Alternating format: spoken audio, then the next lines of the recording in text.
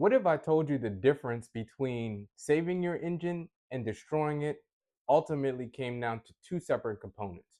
One being a hidden component, and the other ultimately is you. Today we'll be revealing why your timing chain and or belt can either be the hero in the story or the villain underneath the hood. Stick with me to the end.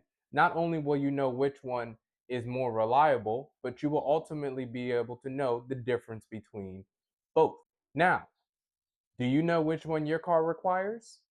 Timing belt or timing chain? But before we even get into that, there's something that you need to know. There are two different types of engines. You have interference, and then you also have non-interference. So what interference is, it means that your valves and your pistons ride extremely close.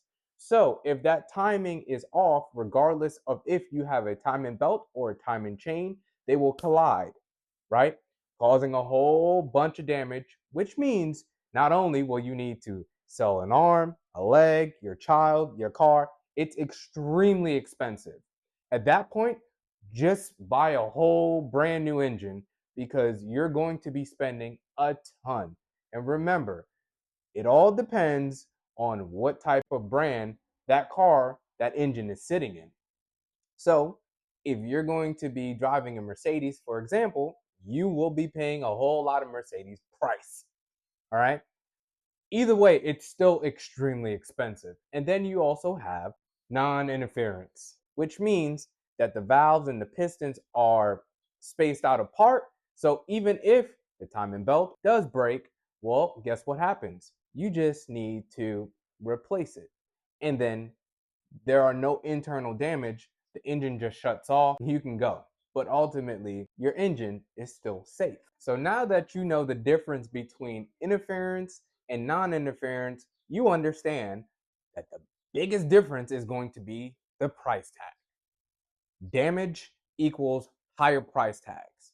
Just think of it like that. And the easiest way to avoid that is, guys, just ultimately take care of your vehicle through preventative maintenance. Everything on a car is able to be a little bit cheaper, right? That's important with preventative maintenance. Let's go ahead and talk about the timing chain. Now, you can find timing chains on the newer Toyota Camrys, or you can find them on something like the BMWs. They're extremely reliable, but when they fail, oh boy, is it catastrophic. When I say catastrophic, oh man, you are going to be rethinking some life choices because it's going to be extremely expensive. Now, what happens is how it fails is due to the fact of lack of oil changes and lubrication. So you have a chain inside of that engine and it is lubricated by oil. This is why I always say, no matter what the dealership tells you, if they tell you change it at 7,000 miles, 10,000 miles, scratch that. Remember, the dealership only wants money, money, money, money. So how they are going to make money is because you prolong these oil changes and then ultimately your car breaks down faster and then you have to replace it with a brand new car. That's how they make their money. Guys, in order to avoid all of that mess, in order to try to have your car last you the lifetime of you having it 10, 15, 20 plus years, do your oil changes in intervals of every 5,000 miles. This is critical. I tell all of my clients that, and I'm telling you guys this for free.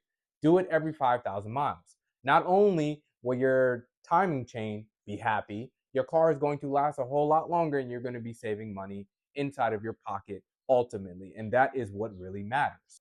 Now, here's something that also is super important. Your timing chain is designed to last the entire life of the engine. You take care of your engine, the timing chain will last you. That is something that you will not have to replace ever. Just do it in the intervals of 5,000 miles. Every 5,000 miles, you get an oil change. Don't change that up. And so, what happens is when you have a lack of oil changes, it causes friction.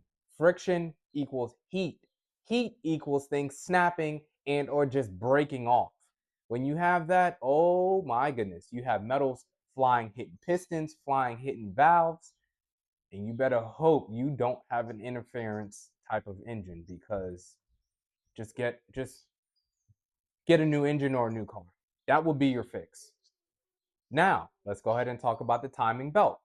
The timing belt is set up similar, except it's a belt. It's a rubber belt, right? Think of a serpentine belt, just a little bit thicker and a whole lot smaller, depending on how the engine is configured. And it's designed just to keep the engine in time. Now, what happens is over time, they do become brittle because they are rubber. Rubber over time are designed to become brittle, just like on tires, they dry rot. That's exactly what happens with the timing belt. Now, the timing belt does not last the lifetime. You would want to change those every 60 to 100,000 miles. And guys, I know some people want to be cheap and penny pinch, but do not, I promise you, do not flirt. Do not flirt with fire, because eventually, when you flirt with fire for so long, you will get burnt. And if you don't take care of that timing belt and that thing snaps, you bet to pray to whoever you pray to that that is not an interference engine, because boy, oh boy, the negligence is going to cost you a ton.